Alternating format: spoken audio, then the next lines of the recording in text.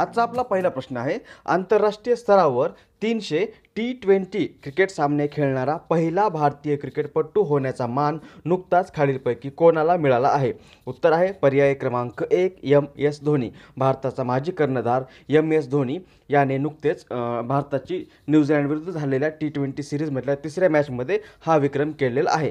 तो आता भारताचा 300 T20 क्रिकेट सामने खेळणारा पहिला क्रिकेटपटू ठरलेला आहे. भारतातील पहिला आणि जगातील आहे तो 12वा क्रिकेटपटू ज्यांनी आतापर्यंत 300 T20 क्रिकेट सामने खेळलेले आहेत. उत्तर आहे पर्याय क्रमांक 1 MS धोनी. पुढचा प्रश्न, भारतीय वायुसेनेत नुकतेच दाखल झालेले चिनूक हेलिकॉप्टर भारताने खालीलपैकी कोणत्या देशाकडून खरेदी केले आहे? उत्तर आहे पर्याय क्रमांक 1 अमेरिका. भारताने चिनूक हेलिकॉप्टर अमेरिका या देशाकडून खरेदी केलेलं आहे. इमेजमध्ये बघा, हे आहे चिनूक हेलिकॉप्टर. हे एक अत्यंत वेगवान आणि तितकंच चपळ असलेलं हेलिकॉप्टर जगातील सर्वात ताकदवान हेलिकॉप्टर असल्याचं मानलं जातं. आणि याच हेलिकॉप्टरच्या मदतीने अमेरिकेने पाकिस्तानमध्ये घुसून लादेनचा खात्मा केला होता. आणि आता हे हेलिकॉप्टर भारतीय वायुसेनेमध्ये नुकतंच दाखल झालेलं आहे आणि हे भारताने अमेरिका या देशाकडून खरेदी केलेलं आहे. उत्तर आहे पर्याय क्रमांक 1 अमेरिका. नेक्स्ट, सध्या चर्चेत असलेले गुज्जर समाजाचे आंदोलन खालीलपैकी कोणत्या राज्यात सुरू आहे? उत्तर आहे पर्याय क्रमांक 3 राजस्थान. गुज्जर समाजाचं हे जे आंदोलन आहे ते राजस्थानमध्ये 5% आरक्षण मिळावं या मागणीसाठी सुरू असलेलं आंदोलन आहे आणि हे राजस्थान या राज्यामध्ये सुरू आहे. इथे राजस्थानचा उल्लेख आलेला आहे मॅपमध्ये बघा, हे आहे राजस्थान. राजस्थानची राजधानी आहे जयपूर. राजस्थानचे सध्याचे गव्हर्नर राज्यपाल आहेत कल्याण सिंग आणि राजस्थानचे सध्याचे मुख्यमंत्री आहेत अशोक गहलोत. आणि याच राजस्थानमध्ये सध्या गुज्जर समाजाचं आंदोलन सुरू आहे. उत्तर आहे पर्याय क्रमांक 3.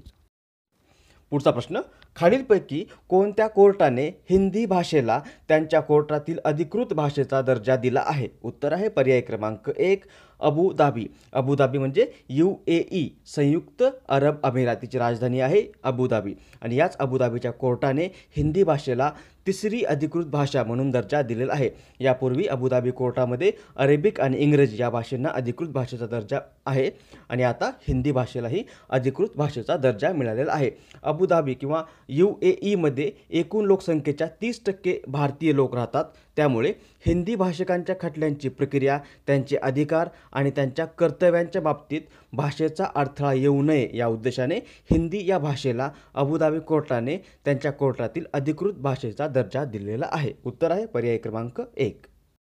पुढचा प्रश्न, जागतिक पातळीवर महिला उद्योजकांची संख्या वाढवण्यासाठी तसेच महिला उद्योजकांना हक्काचे व्यासपीठ मिळवून देण्यासाठी महाराष्ट्र शासनाच्या कौशल्य विकास व उद्योजकता विभागामार्फत कोणता उपक्रम सुरू करण्यात आला आहे? उत्तर आहे पर्याय क्रमांक 3 हिरकणी महाराष्ट्राची. हिरकणी महाराष्ट्राची हा उपक्रम महाराष्ट्र शासनाच्या कौशल्य विकास व उद्योजकता विभागामार्फत महिलांना आर्थिक स्वातंत्र्य मिळवून देणे तसेच जागतिक पातळीवर महिला उद्योजकांची संख्या वाढवणे व महिला उद्योजकांना हक्काचे व्यासपीठ मिळवून देण्यासाठी हा हिरकणी महाराष्ट्राची हा उपक्रम सुरू केलेला आहे. उत्तर आहे पर्याय क्रमांक 3 हिरकणी महाराष्ट्राची.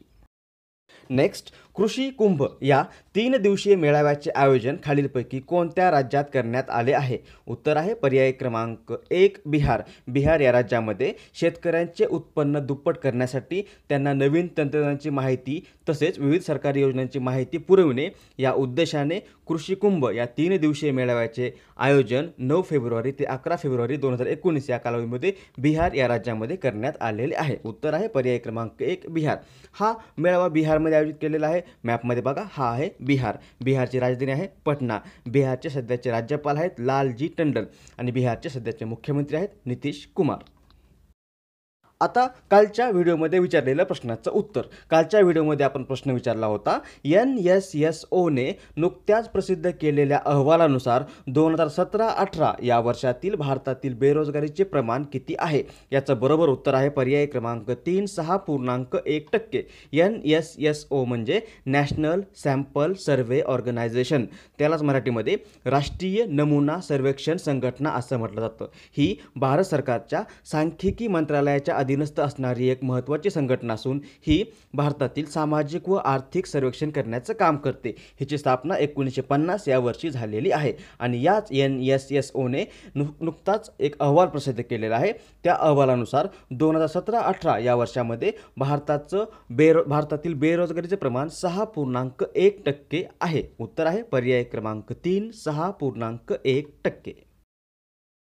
आता आजच्या व्हिडिओमधला प्रश्न, याचं उत्तर तुम्हाला खाली कमेंट बॉक्समध्ये द्यायचं आहे. प्रश्न आहे 64व्या राष्ट्रीय योगासन स्पर्धेचे आयोजन खालीलपैकी कोणत्या शहरात करण्यात आले आहे?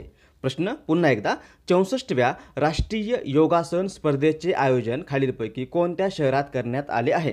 पर्याय आहेत मुंबई, पुणे, औरंगाबाद आणि यापैकी नाही. याचं बरोबर उत्तर खाली कमेंट बॉक्समध्ये तुम्हाला द्यायचं आहे.